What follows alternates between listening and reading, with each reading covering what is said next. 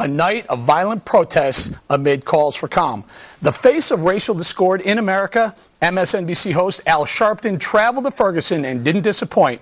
Instead of setting a calming tone, Sharpton called for further protest in Missouri and throughout America. We are going to continue to pursue justice. And this is not a Ferguson problem. This is a problem all over the country.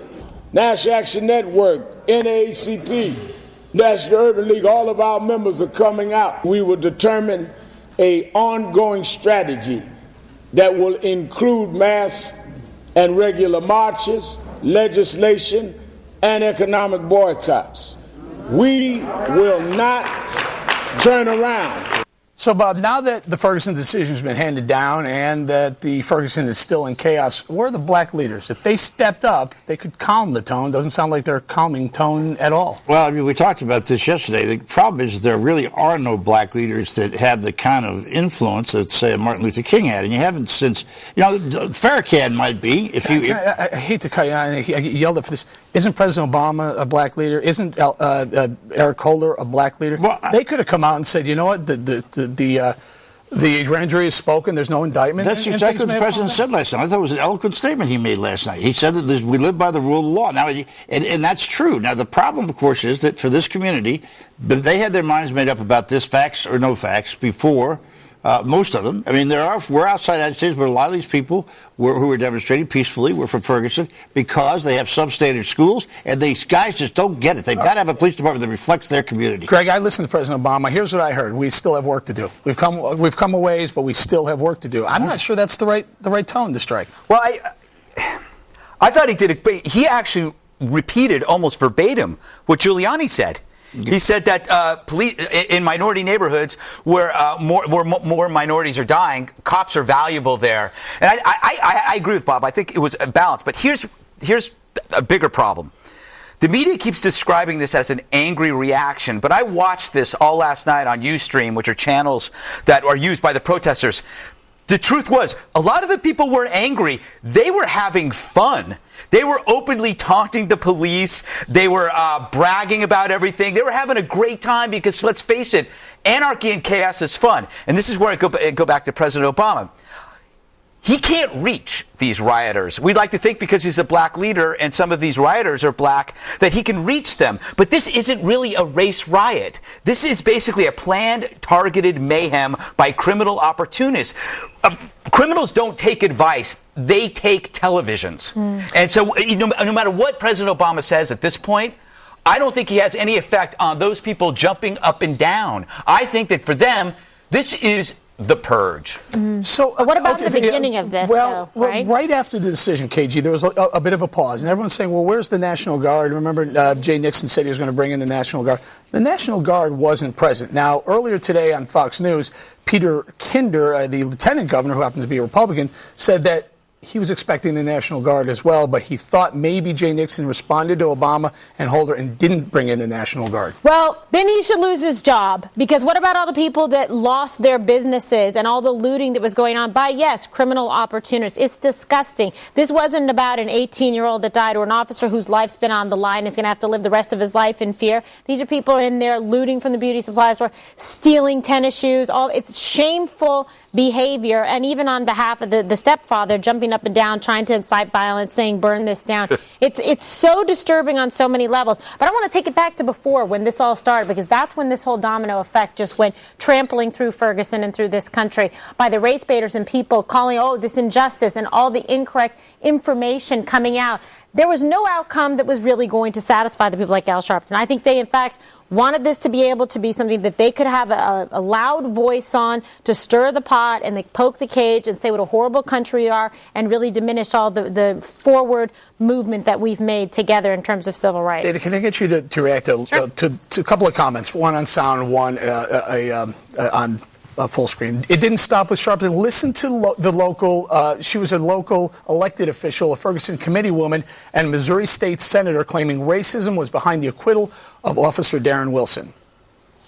Tonight is another display of what American justice looks like for those of us who are black and brown. Not only has this Mike Brown movement revealed the true intentions of people in police departments across the state, but I have to tell you that there has been systematic racism institutionally in state government and for decades. This is St. Louis's race war. We didn't have a race war like other cities throughout the country. This is our race war. And the chairwoman of the Congressional Black Caucus, Congresswoman Marcia Fudge, further fueling the unrest when she said, quote, "It's a miscarriage of justice. This decision seems to underscore an unwritten rule that black lives hold no value, that you may kill black men in this country without consequence or repercussions. This is a frightening narrative for every parent and guardian of black and brown children and another setback for race relations in America." I got to get Dana here, Bobby. Go ahead. I'll respond. No, go ahead. I'm sorry. You were going to come in. Well, I'm not, I can't put myself in her shoes, per se. I can try to be empathetic. I can try to understand. She says it's frightening for black and brown children. I actually think it's frightening for America. I think that all the progress that has been made, as President Obama said, we have a lot more to do, and Eric Holder said they've got more to do. In the meantime, I think that number one is that this. It's not as if they didn't have warning that this was going to happen. It's like not a 7-day forecast. This is a several-month forecast that they knew it was going to happen. There will be a question about the National Guard troops, because think of all those business owners that they've been paying into and investing in that community through their taxes, their time, and their willingness to be there and to grow their businesses. There's a lot of good people. Remember when this first happened? All the good about Ferguson came out. This is the one thing that they've got to figure out a way to do is so stop the initial problem, and then we can talk about the healing. But until they do that, I don't think anybody can have a rational conversation about it. Let me just tell you, these people, these elected officials, were talking to their base, and their base believes that.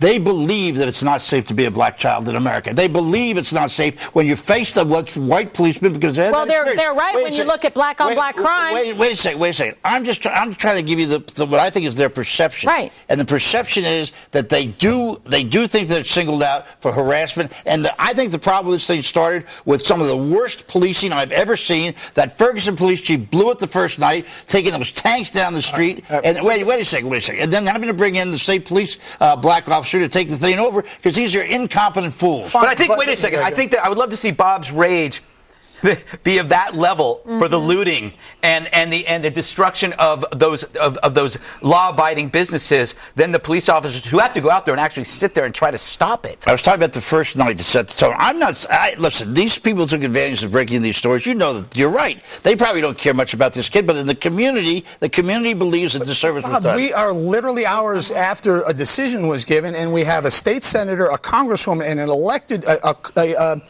a councilwoman and a congresswoman who are basically saying it's not over. This is not done. No matter what the evidence was. I think that the one thing we have not, the word that has not been used so far, even in this segment, is evidence.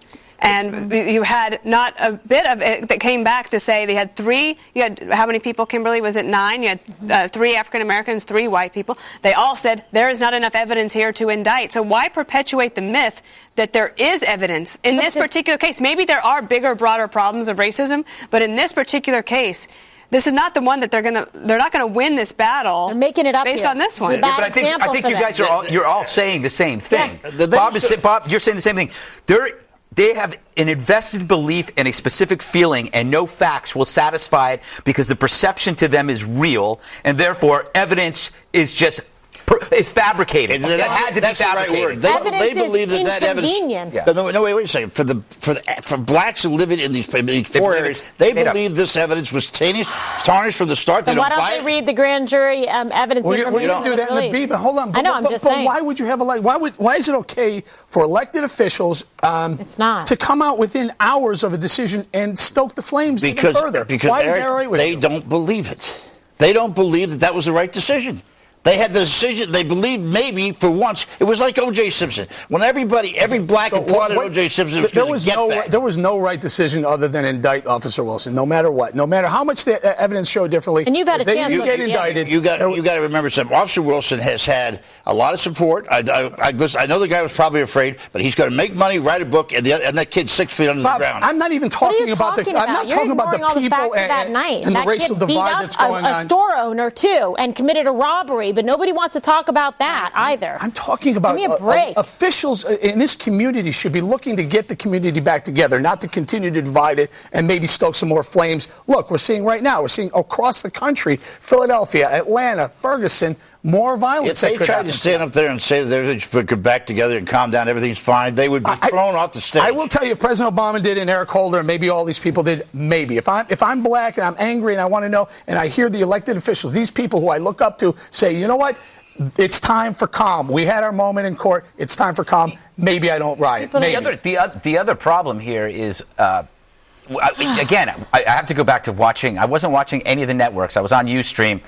I never saw so many people casually bait the police into violence. So it wasn't about injustice or a feeling that something was wrong. There's an element of society that has been coerced into disrespecting authority. So what happens is you can't meet. You can't meet if they do not respect you. They believe for the last 40 years that the police are corrupt. Correct. And awful. So that there's no way that they can actually meet. So instead, they go out, the agitators go out and they egg the police on, who just sit there and stand there. There's no meeting of the minds. That's right. But 70% of the blacks in Ferguson stayed home. Yeah. Right? And they still believe it was a bad decision, but they weren't out there rioting. There were people taking advantage of it, certainly. Yeah. Let's take a listen to it. There were a few voices of reason coming from the black community. One came from our very own Juan Williams. Thank God for Juan's sensible analysis of the Ferguson decision. Listen. The grand jury decision, I think, clearly left a lot of people unsatisfied. There's a dead young man, even if he was thuggish or whatever you want to do, shot 6 times. But the grand jury seems to have followed the law, and we have to follow the law in this country. So how do you make something good come out of it? Well, where is Al Sharpton? Absent. Where is Jesse Jackson? You know, now that you need leadership on the ground, being constructive, productive, I don't see it. Well, I mean, I think what he's getting at is a moral investment in communities, which requires citizens to participate in their own policing, which is a two-way street. You can't say, the police aren't hiring blacks if there aren't enough blacks that are willing to work for the police department.